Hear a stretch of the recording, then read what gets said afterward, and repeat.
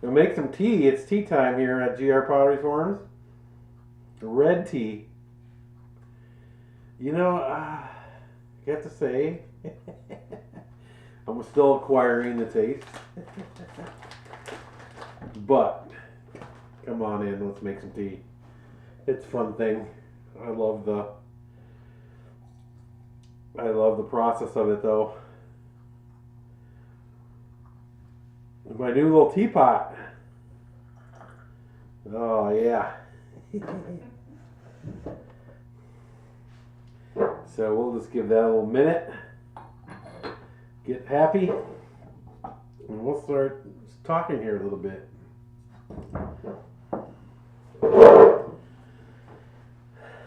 Let's see who's anybody out there? Good, yeah. Myra, hi Myra. Yes, oh man.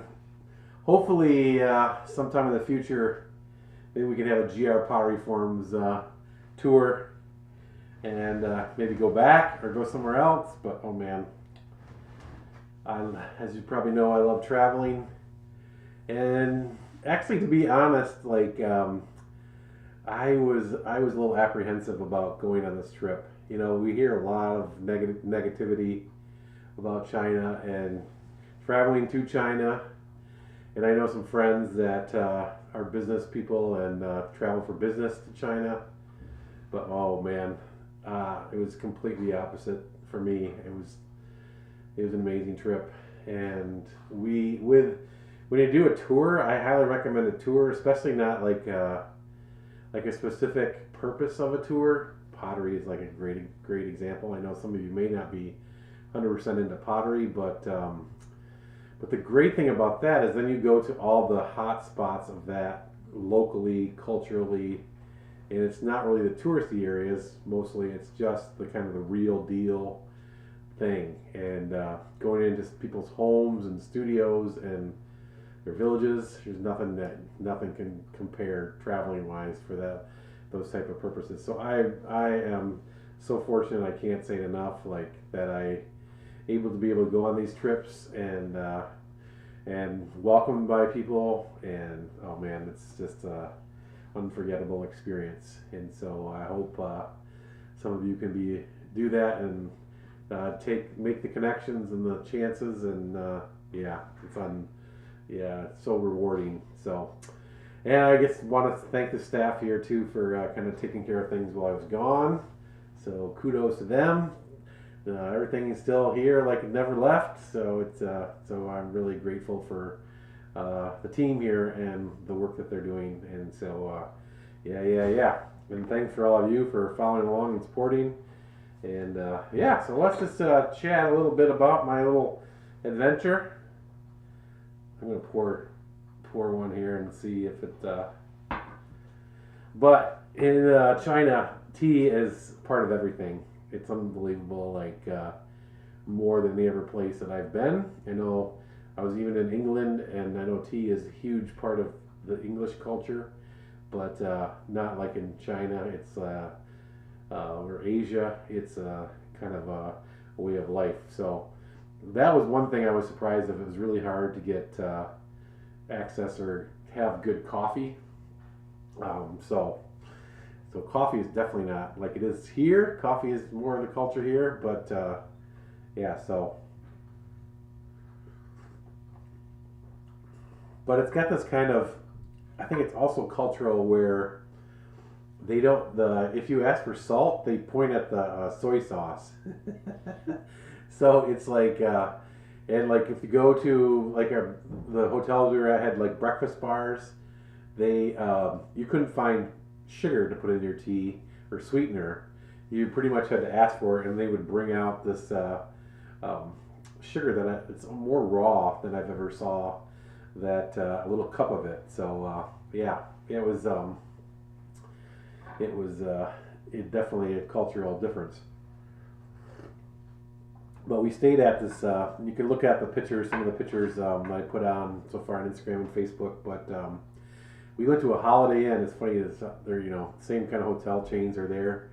That way, international visitors are comfortable, I guess. But but it was very different. They had a little noodle bar, uh, so that was breakfast. Like, feels like there are some differences, but for the most part, in what I've just discovering is in Asia is that for those of you that haven't been there, this feels like there's just three meals. They're all pretty much the same, and maybe just leftovers from the meal before, but yeah, mainly broth based, mainly so very flavorful broths. But yeah, but you know, you're used to kind of like wake up toast or yeah, they don't have toasters.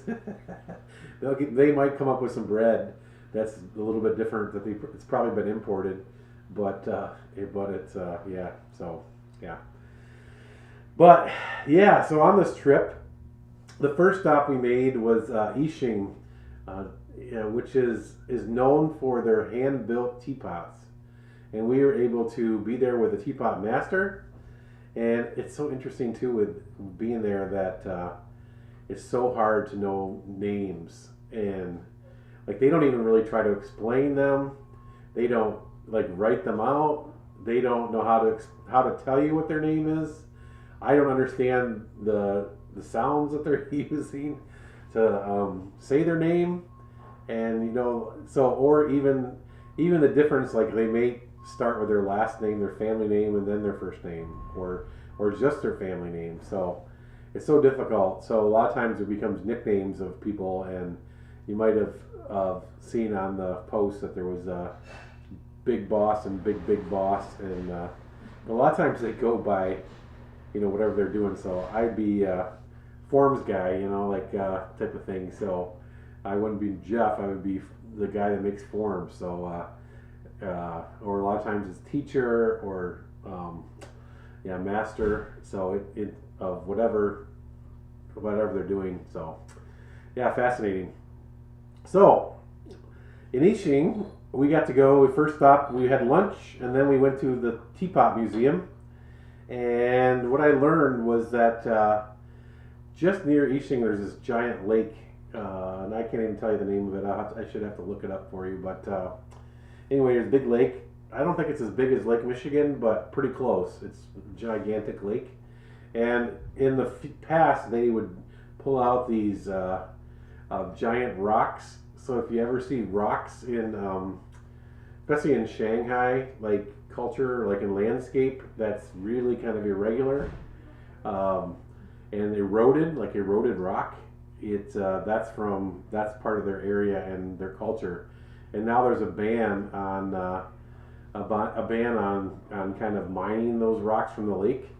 But yeah, so then it's made the value of those even increase. So my inspiration then for my teapot was to use the rock incorporated into some of the designs. So I have, I don't know if you can see on my little cups, I just added kind of the eroded kind of rock look, which was really easy to, it's really organic, and it's so easy for my my patient level to develop. And so I also added to my teapot. Also interesting about Chinese culture is the teacher-student relationship is way different. Like, you know, here we're trying to like reinvent everything, and like the teacher's recommendations are just a starting point for the path that we take. In China, you are really the teacher is really hoping that you're going to copy exactly what they're making, and the more that you make it similar to theirs, the more they feel recognized and appreciated. So it's interesting. So we had assistant for each of us. We had, I think there were 12 to 14 people making teapots, and there was a student, apprentice, a person helping each of us to make sure that we were going to make beautiful teapots. So the majority of my teapot, I tried to like force them not to touch my pot, but a lot of the stuff that was made, I would say 50% or 40% of it, the person would like just kind of take it from me and start manipulating it so it would work. So yeah, so yeah. So then, but really, they didn't really make. They don't really make cups too much in Yixing. It's all teapots. It's so interesting. So, and they can be quite expensive. The person, we got lots of noises here today.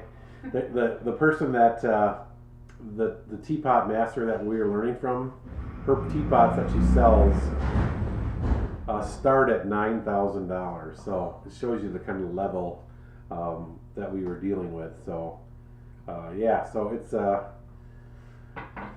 yeah, interesting. And then in their area, they're known for this kind of red tea.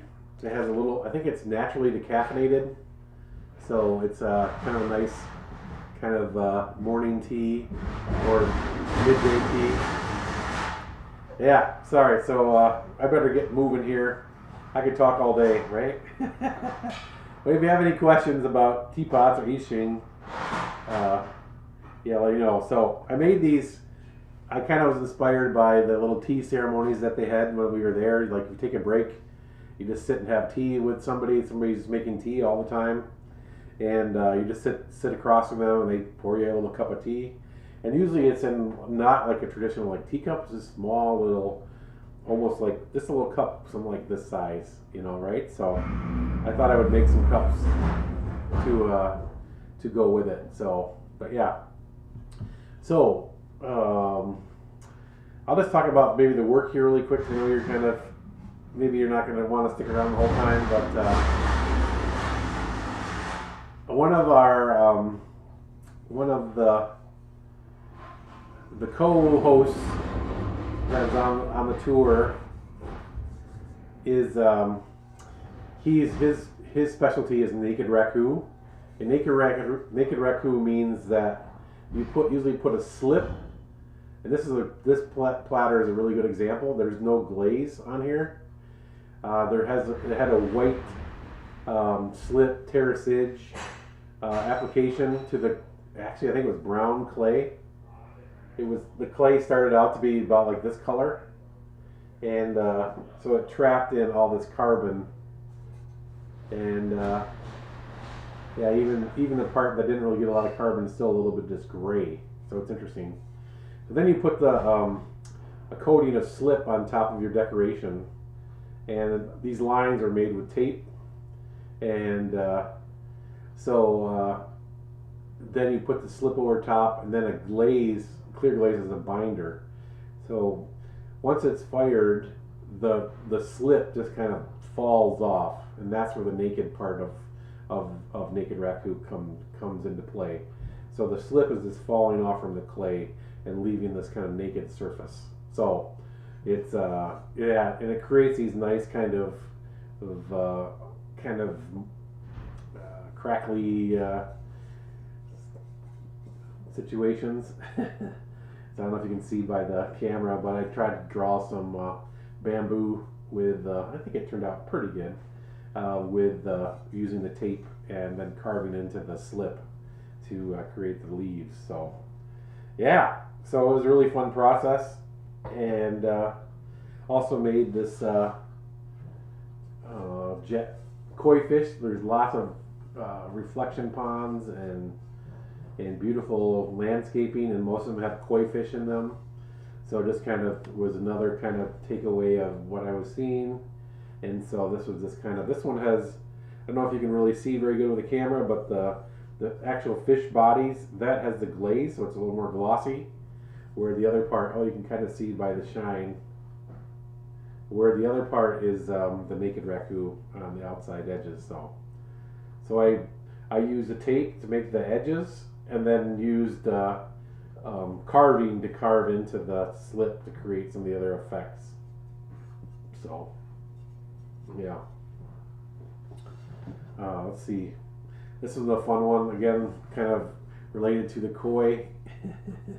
I made this because you look down into the pond. They're like trying to get you to feed them, and I also did this like kind of carving to represent their scales. But yeah, and you can see this one has kind of a glossy face, and then the non-glossy naked raku part on the edge here. It didn't really turn out too well, but the bottom was this copper glaze that should have looked, and my plate cracked before I left. But you can see, I'm just going to pick up half of it here. You can see how it's got this kind of really coppery glaze, creates this kind of really crazy effect if you get it to reduce correctly. So yeah, so the bottom of my little thing should have looked more like this one, but yeah, it was there was this Youngsu was the one kind of firing everything, and so it was a lot of work to do each piece and kind of take care of each piece. So it's kind of a process that requires a lot of the artistry is in the firing. So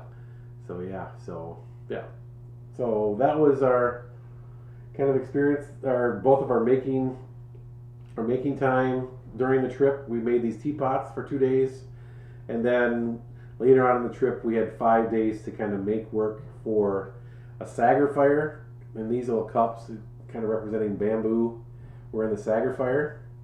And I had a couple other ones too, but I didn't bring them back. They didn't turn out as well as I like, so I didn't even bring them back. But so yeah.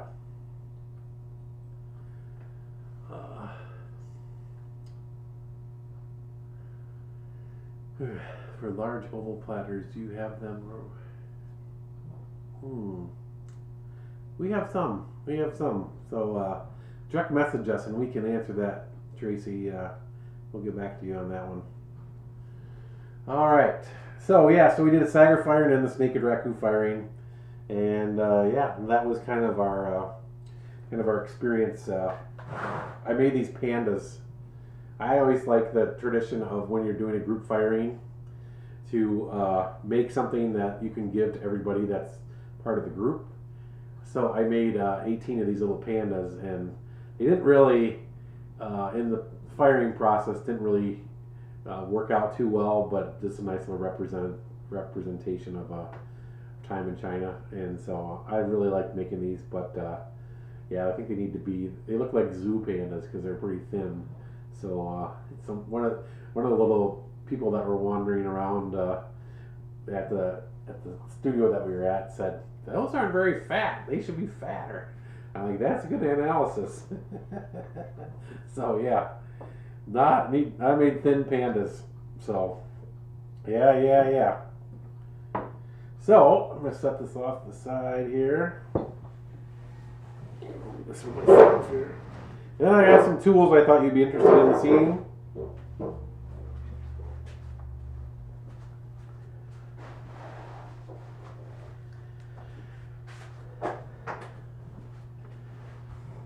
One thing which I was really excited about going to China for, and this is probably what pushed me into going, besides a couple of people that were on the tour, that I was really happy to be going with. So, but yeah. But tools in China, as you know, China they can make anything and everything, and when you're in China, it is so cheap, it's unbelievable. So it's really hard not to buy stuff and lots of stuff. So I thought I would just show you kind of representation of some of the things that I bought. These two pieces are fancy Sioux tools, old traditional Sioux tools, and one has kind of a pivot point and then the knife. And this one has a knife. So if you go and if you can adjust these to different sizes. If you go on Instagram or Facebook or YouTube, look up Yixing, and it'll come up with teapot videos, and they're really fun to watch. It's I always get it wrong. I think it's Yixing, Yixing. And so check it out. Then they use these tools a lot to cut their slabs, and that way you can kind of repeat the size over and over again. So that's those. This was really kind of a fun one, and I don't know if you can see very well on the camera here, but this is a way to kind of get down into your teapot. And I still have tea in here, but it won't totally get. But if you want to get in here and then clean up the little holes, the strainer you made for the spout, this is a little fun tool for that. And I don't have these tools. You have to go to China to get them. And I always like to try to pick tools where, because I go to a lot of the different, tool. I go to a lot of tool shops, right? And in the U.S. and Europe, and so I always try to find everywhere I go, I try to find things that I haven't seen before or different. So there are a lot of things that I didn't see. Here's two other versions of things. Like this is really a good thing to clean out the spout either direction, to kind of clean kind of round surfaces by just twisting, and it's kind of cone shaped, so whatever depth you need. Same with this, it helps you to clean those out. So it might have used on this side to clean those strainer holes. So that's what this is. Here's another version which I really like of being able to clean those holes, those that you made, from inside or outside. So fun little thing. This is a pin tool kind of thing that they use quite often, and this is a good way to roll out a coil, and then kind of it's a pin tool, so you can poke through it, and then you can go back and forth like you're rolling the coil, and it makes a hollowed out cylinder. So these I think you can get in the U.S. They're it's a pretty normal thing. Here's a wood version of that, and they often use the wood to push against the slab to kind of flatten it out. Another thing I thought was fascinating, how they use this metal knife quite often in the I Ching tradition to kind of smooth things and cut things. So this particular tool is used very often, and so I really like using it. It's very, very good. There's also a wood version, so nice to use the other end to kind of clean different things and different stages of the process. But yeah, so those are the tools. Those are mainly from the teapot, I Ching, from the teapot area. We went to Shenzhen, which is, I would highly recommend. That's the most accessible city, probably, of where we went on the trip, and most frequently visited by European and American visitors. And it is the pottery capital of the world. I think it's unbelievable, and you can't even picture. I could not picture. Like, I knew that going there, but I did not understand the scope of what that really meant. It was like a city the size of Grand Rapids, and every business had something related to pottery in the whole city, and probably half the city was galleries, maybe not half, but at least a quarter, and everything from mainly industrial made pottery, but then some now kind of specific artists and other thing and as well. Yeah, so yep. So one thing I saw, which was in a lot of the regular distributors, was this glaze tong, and I really like it, especially for little cups. Like, it'd be really good to glaze your little cups fast, and it's got this nice kind of thumb pressing area. So yeah, wonder we'll see. Maybe we'll have these available sometime in the future. I think it's a really valuable tool. One thing too, that majority of Shenzhen is porcelain. It's where a lot of porcelain mines were, is how it started industrially, and they use real heavy duty metal tools so that they can keep sharpening them.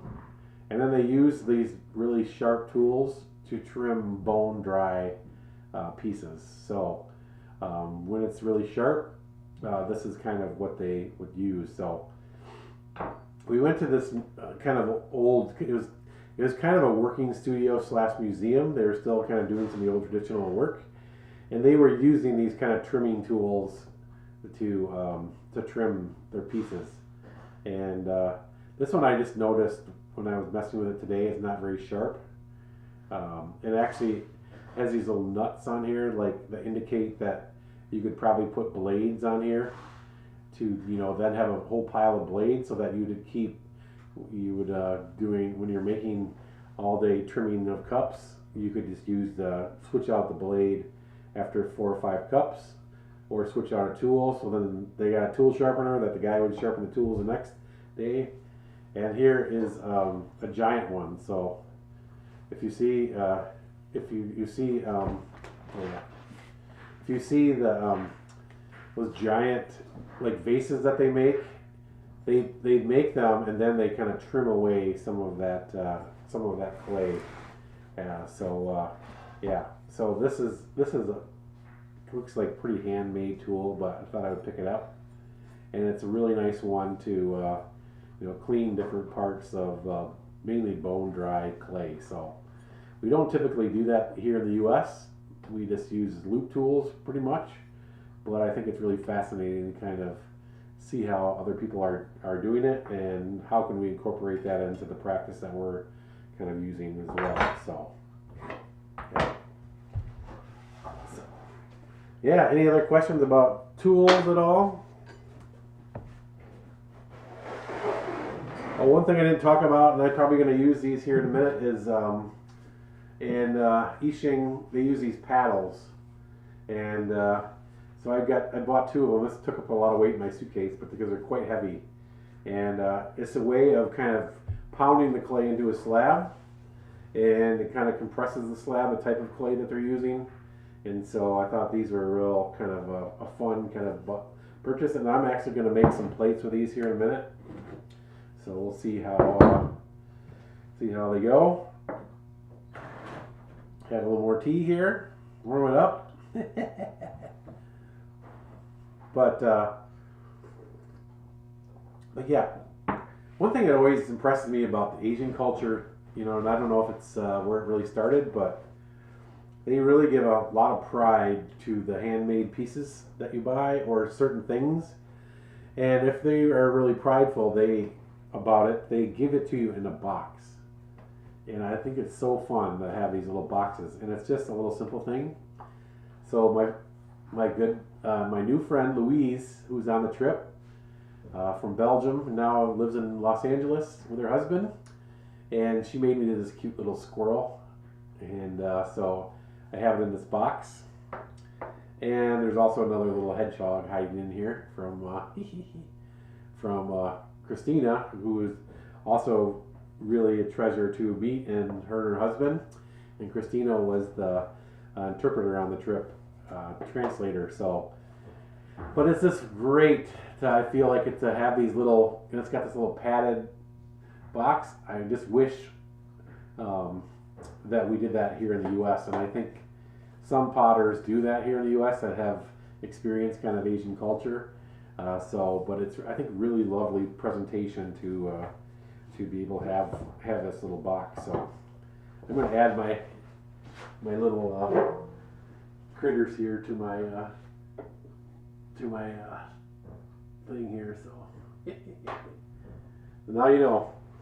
Oh, you can't quite see them on them, but you'll have to see them next time. They're up by the squirrel plate.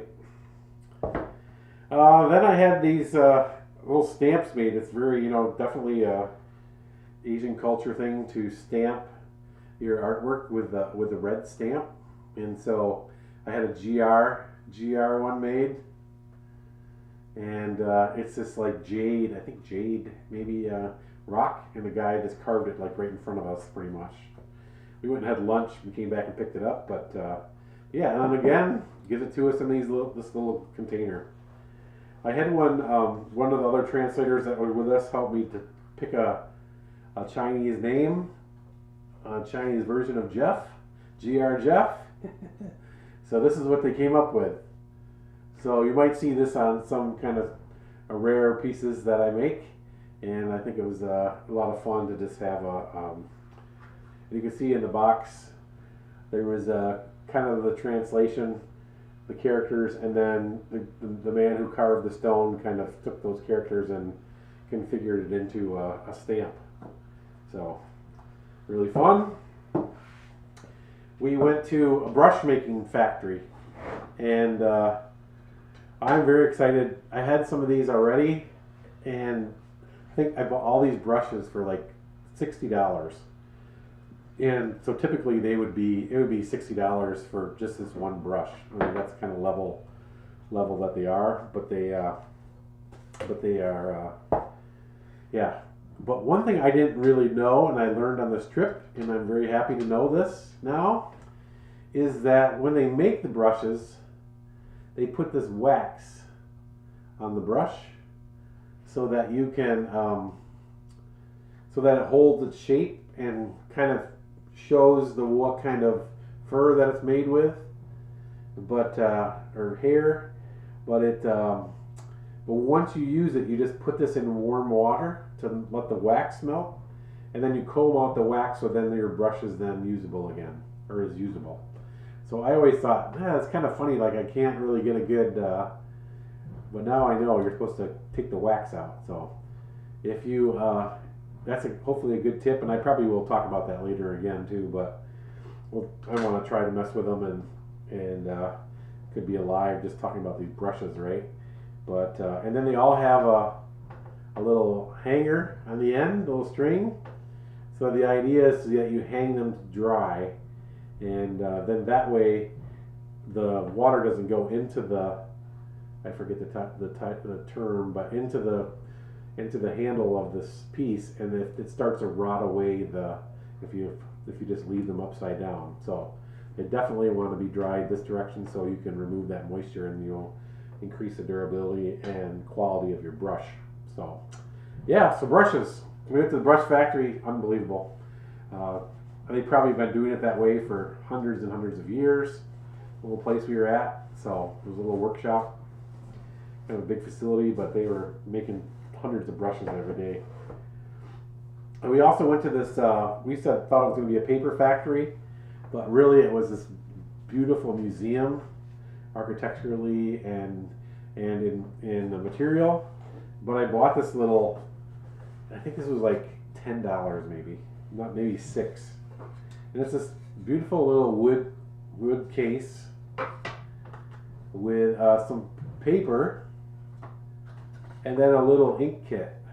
So I'm really interested to, obviously I want to use it for like stains and things for pottery more than making calligraphy paintings, but it's or writing out in calligraphy, but I think it's real beautiful craftsmanship, artistry, just in the actual box.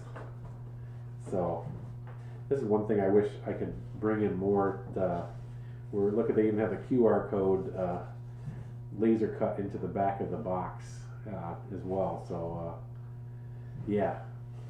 So that was one thing I was really amazed and great to see, is really how hard the Chinese people work. It's unbelievable.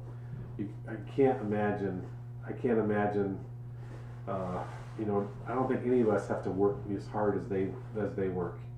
And I don't even really think that there's, from what I could tell, like Sunday was the same as Monday, and Saturday was the same as Wednesday. That they just had work to be done, and they would just be working. So, and then the average age of the workers was probably 60 to 70. Yeah, so super hardworking people and super generous, and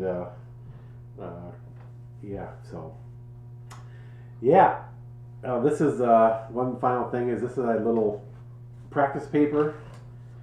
I've seen like Michael Klein use these before, but this is a good way to practice your calligraphy or your strokes or how to use the brush. So I picked these up. These are water paper, where you can just use water and draw on these, and then after it dries, you can do it again. So this is a nice little practice paper. So I'm anxious to use that, especially with Maris. I think Maris and I will have some hours of time making calligraphy work. So yeah. So that's pretty much it for my show and tell. I am going to make a couple things here in a minute, but first off, I'm going to have a little more tea, and answer some questions. Anybody have any questions about what I saw, China? Interesting things. I would definitely highly recommend if you have the opportunity. China is probably a place where you really want to travel with an interpreter, a translator, but you can hire somebody from China probably very cheaply if you're just going to go with one or two of you or whatever. But yeah, yeah. A lot of times the cost seemed like, and I don't think it's that the money has different value. It's just what they're used to paying. It's kind of like the difference between I like to say this is my own analysis, but the housing prices in Grand Rapids versus Los Angeles, right? Like the money is still the same. It still has real value. It's just what the cost is different relative to, who's using the money, so the supply and demand of that area. So, you might be able to get a hot dog in Grand Rapids for $1, but it might cost you $10 in Los Angeles or in Phoenix or in New York City or an airport. So it's not that the money doesn't have value in China. It's just that what people are used to paying is way lower. So a lot of times, like, it was pretty much if something would cost $100 in the United States, it cost $10 in China. And so you basically move the decimal point over $1. We were staying in these premium hotels, and they were like $40 to $50 a night, and it's probably a $200 to $300 hotel in the U.S. So it was the cost. So the cost to get there is expensive, but once you're there, it's so cheap to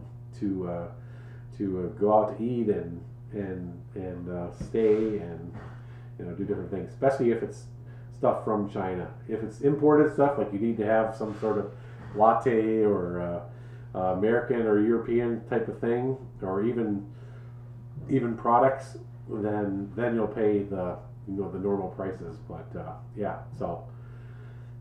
really amazing.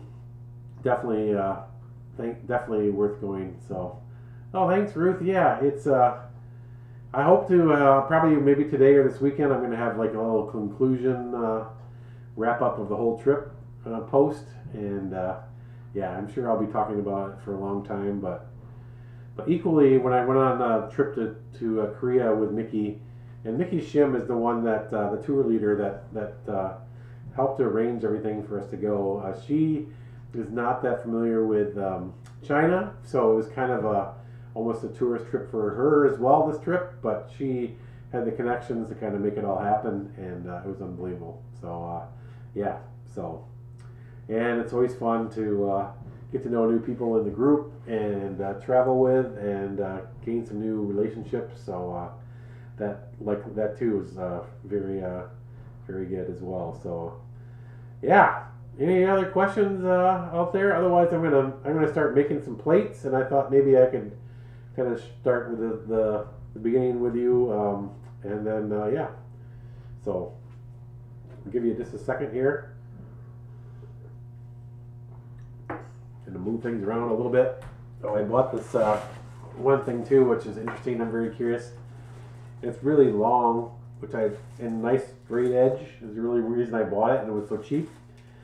But it's 20% leather or 80%, I think 80% leather. I'm not sure. One or the other. It's a combination between leather and paper. So it's a really kind of a fun little measuring straight edge. So all right.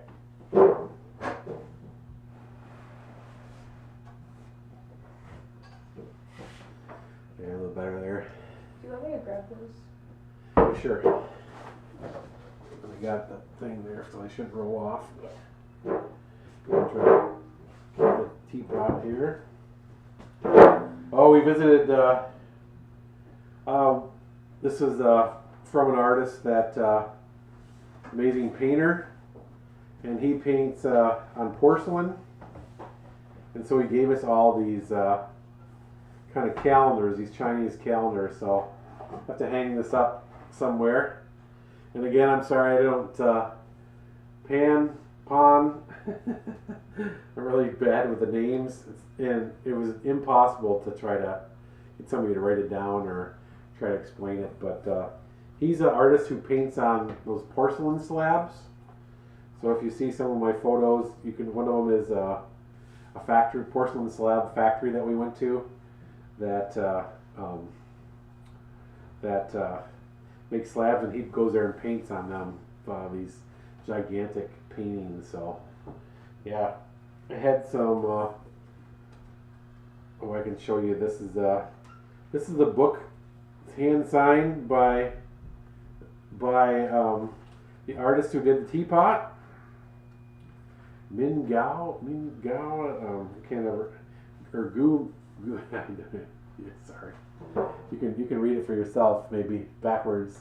But she was the person who did our teapot workshop,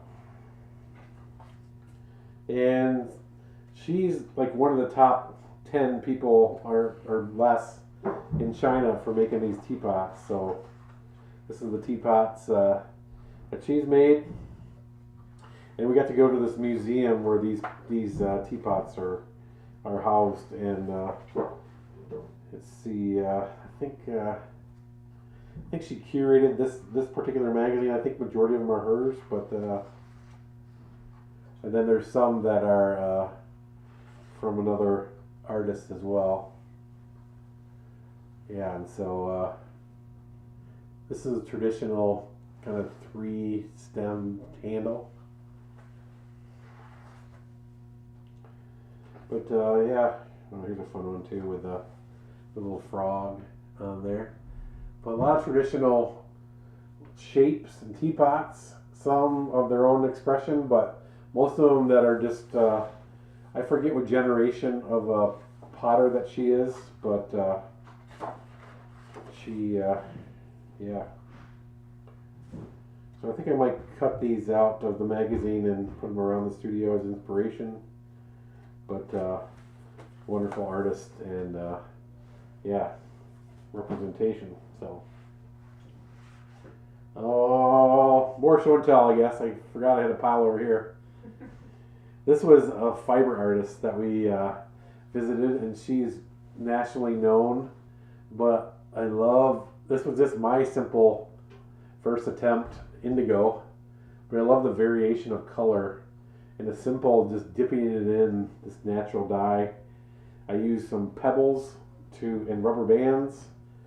So this part would have been like a rubber band over a pebble, and then you just dip it into the indigo, which is a natural dye. So whole other thing, right?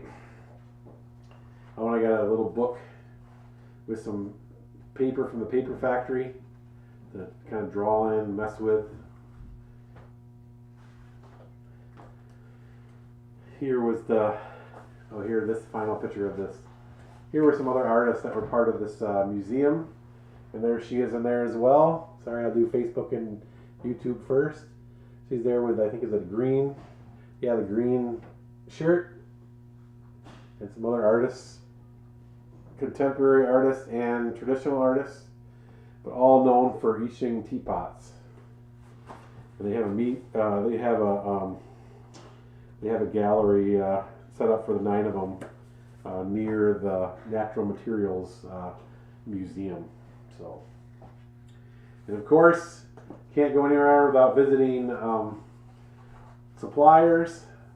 So this is a large supplier in Zhengzhou that sold kilns and wheels, and BTH. I don't know if they're from. They might even be affiliated, but they had a lot of wheels from and equipment from BTH.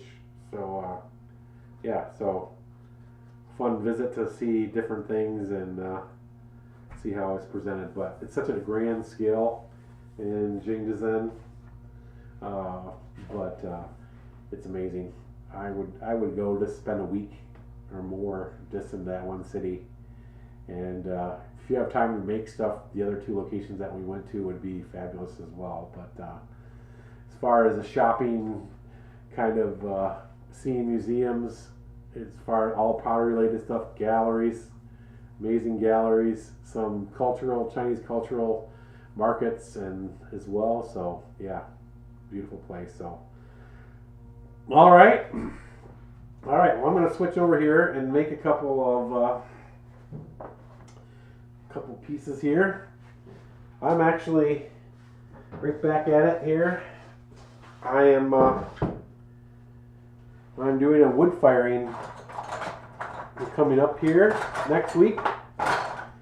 So I have a weekend to make stuff so that it has a few days to dry, so that I can bisque fire it to blaze it next Thursday or Wednesday night or Thursday of next week. So I just heard about a show that I might participate in for NSECA, so I want to start making some stuff for that. But yeah, so I don't see a pencil right here.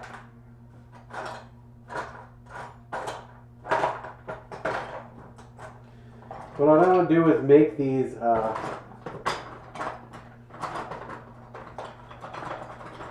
Delaney, do you mind looking out there for a pencil? Yep. There might be on the workbench out there, but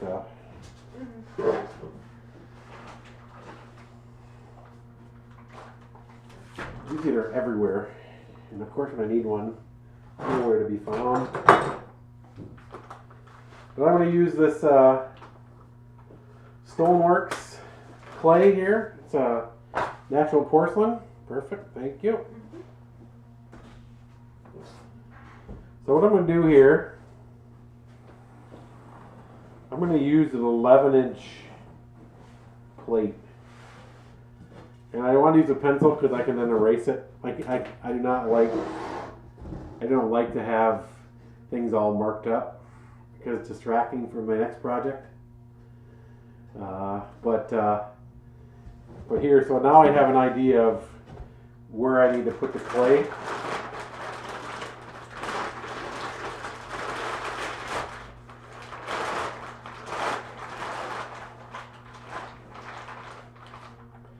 So in Star, North Carolina, I keep feeling I'm going to bump my head on this, so I keep ducking for some reason. And also, if you might have noticed, I think my neck's off of this a little bit. I notice I keep leaning funny, but yeah. Oh, thank you. I miss you guys. So I'm going to make these kind of organic style platters here and fairly thick. But I'm basically just going to use pounding technique to create these. And I'm just going to take this clay and I'm going to make it pretty thick to start. And I think it works really well for these organic shapes is to kind of make chunks of clay and then kind of blend them all together, as opposed to just using a slab roller. You get a way different look.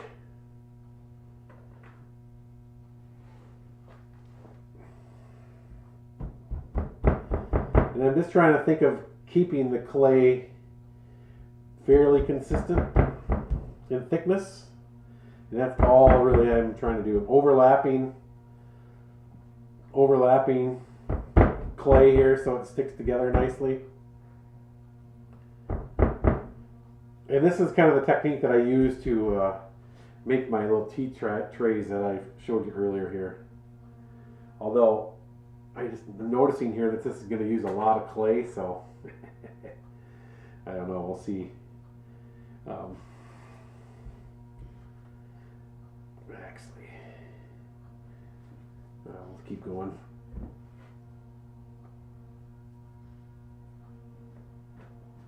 So I'm just using my pencil mark, going about a ½ inch outside of the line.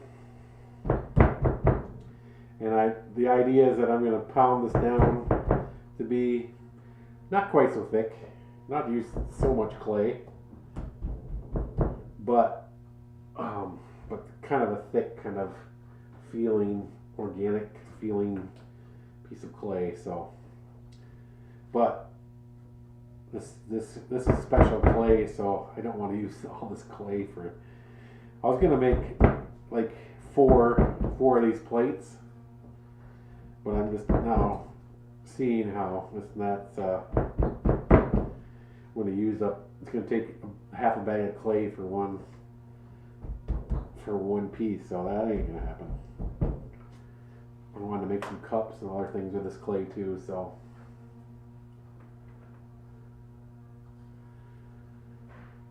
Thanks, Diana. Yeah, hoping that my showing photos would just kind of educate people about China and the opportunities that are out there, and encourage you, hopefully, to time and money allow to take those trips if you can. It's a beautiful world out there, and there's so much to see, even in our own backyard. But maybe even like Starworks, where this clay is made, right?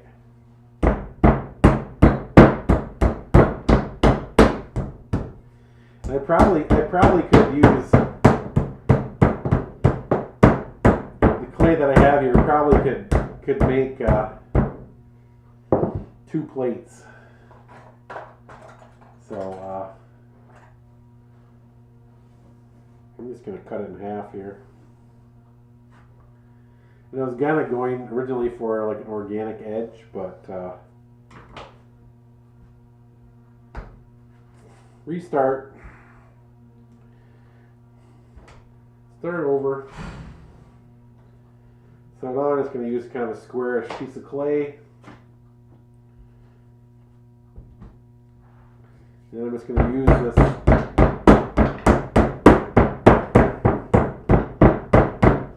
and if you don't have one of these paddles from Yixing, China, it's okay. Use a 2x4 or use something else. Something that you have already.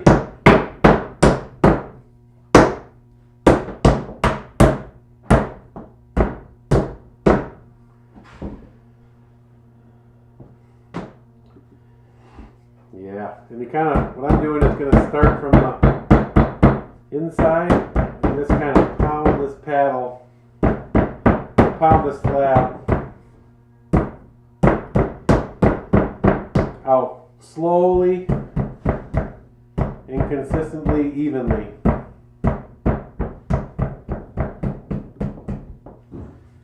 So you get this, this helps to kind of compress the clay.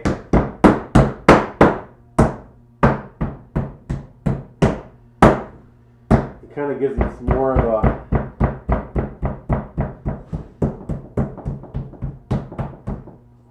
organic feel and feeling to the piece.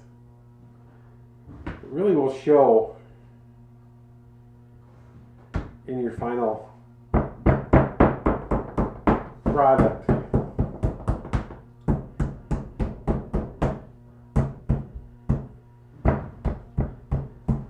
The clay will kind of react. Good, I think that's pretty good. And then I'm just going to use an RD2. Oh, it did pretty good. Maybe a little wider on the edges, but I think we'll go with that. I'm going to do this in a wood kiln too, so it's kind of a harsh environment, so I need to have this kind of thick, kind of meaty slab. And what now I can do is I am going to add a foot on the bottom.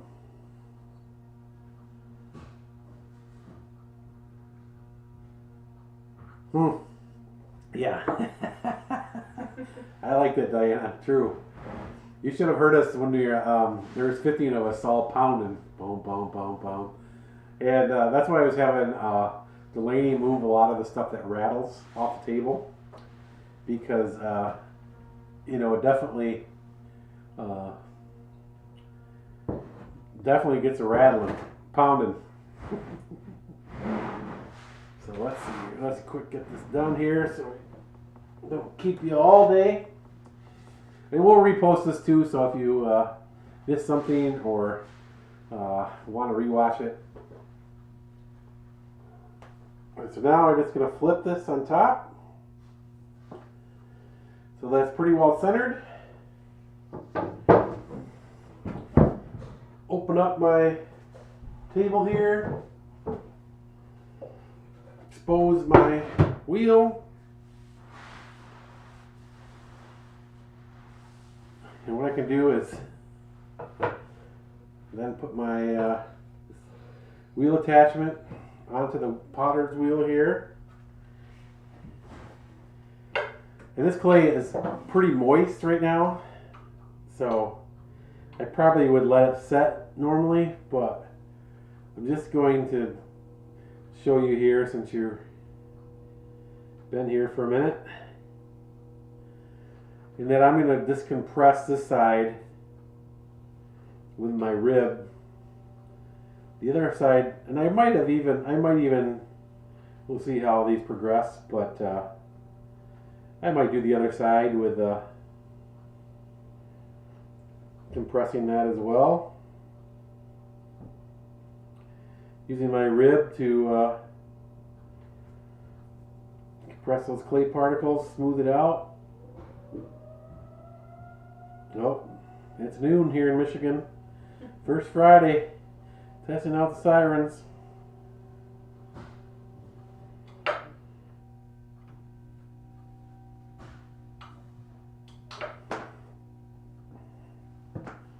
All right. And I don't know if this is, let's move this off here for a second. Already been seen on GR Pottery Forums Live, GR Live here, but we'll go for it. So I'm just going to roll out a coil.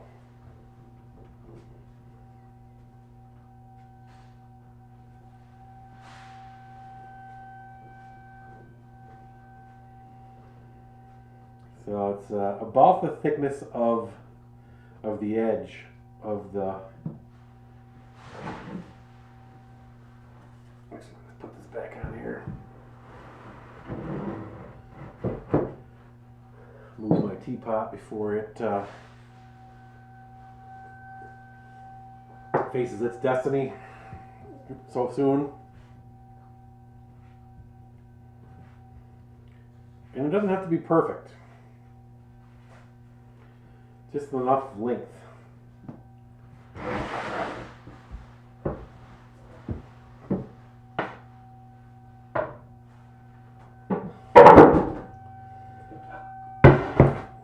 lot of juggling here. A lot of clay things is once you get the process kind of down. Ooh, look at that. That's pretty good. Take it. I just cut down through with my knife and attach that pretty good.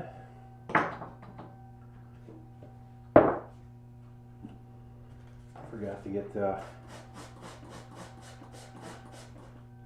some water here. So here I'm going to need a little bit of water.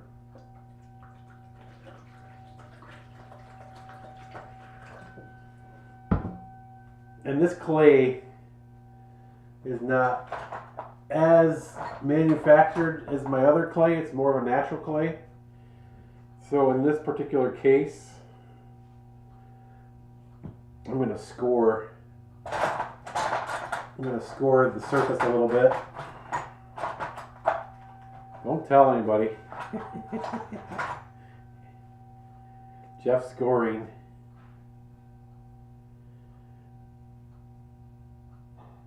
But there's a time and place for everything, right? And I think I'll even score the bottom of this piece here, because the other part of the reason is not only the clay, but the fact that it's going to go into a wood kiln, a little harsher environment. So I want to make sure that it's going to maintain its structural stability.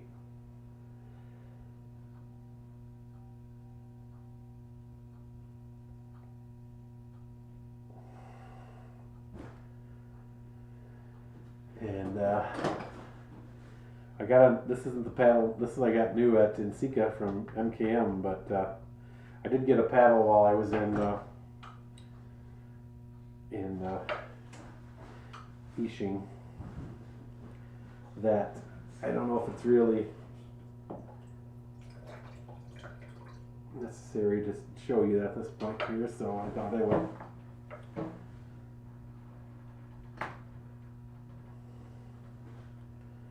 So now I'm just going to moisten the slab a little bit using this sponge and help kind of just make sure that this is attached nicely.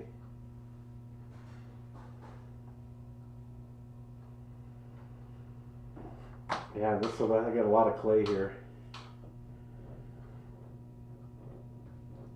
Another thing I'm going to do is I'm going to add, because of it being this wood fire scenario, I'm going to add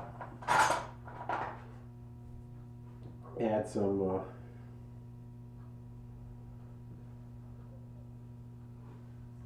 a center part. And as usual, I like to use my JA20 modeling tool here. And I'm kind of using it in this case to remove some of the clay. Oop. I didn't, just because it came off, and no excuses.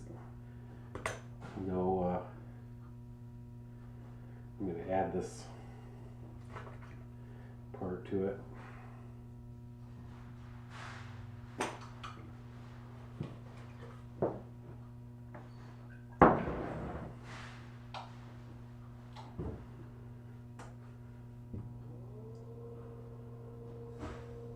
Or other scoring.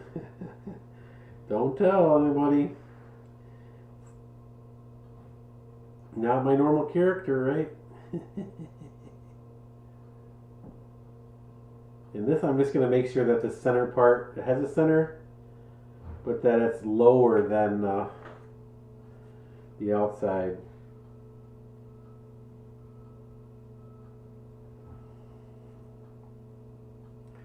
And I really don't want this tall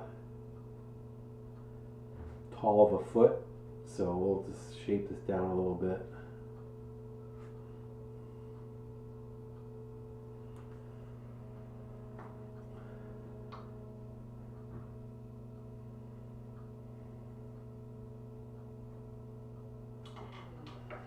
Alright, so let's mess with this edge just a little. And I'm just wetting my fingers to make sure that it slides through.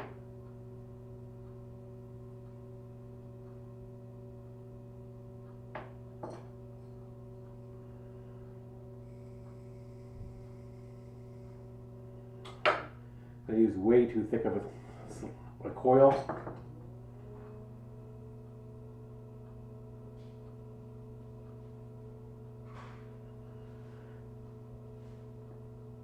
And it probably could use a little more of an organic looking foot, but I really like this being able to use the wheel attachment system to kind of just control it a little bit more.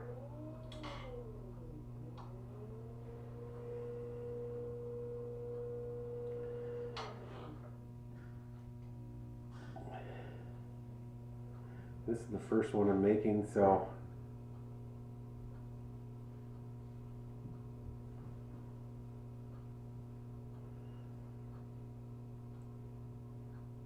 see if I keep it.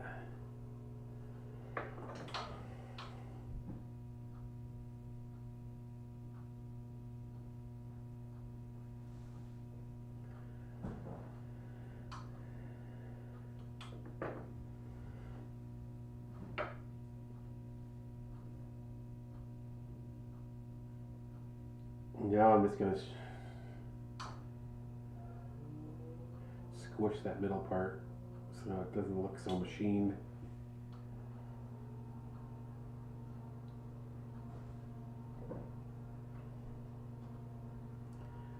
But you can go for whatever look you want, right?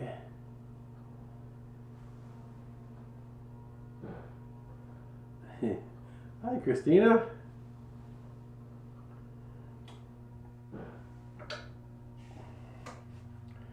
There we go. Maybe if you want to go to that front camera. Sorry. You're good. And here we go. So now what I'm going to do, see how it, just by lifting this off, and it's pretty wet. So it's kind of at a sag, it's going to sag quite a bit because it's so wet. You can see how it's drooping so much. But to even that out, I just leave that center part, which I call a spacer, and then move it onto a wheel here. And then now I can just kind of push down this edge. So now I have a little bit of an angle on my sides, right? It's a 1/2 inch angle. And I can kind of shape it a little bit, these sides. So now I'll have kind of the edges will kind of collect everything down in. So I'm hoping to probably put on a kind of runny glaze so it all kind of runs down the middle. But yeah, so we will see how this all turns out. So, all right, everybody. Well, it's great to be back, and I look forward to seeing you again really soon. Next week I'm going to be at the wood firing on Friday, but maybe I'll do a Wednesday afternoon or Thursday morning, probably Wednesday afternoon live again. So being back in town. So yeah, thanks so much for watching, and I hope you ever have any questions about China or going on international trips. I'm starting to gain some connections, and love to connect you and have you go on a wonderful adventure. So, all right, bye Instagram, bye Facebook and YouTube, and we'll see you next time.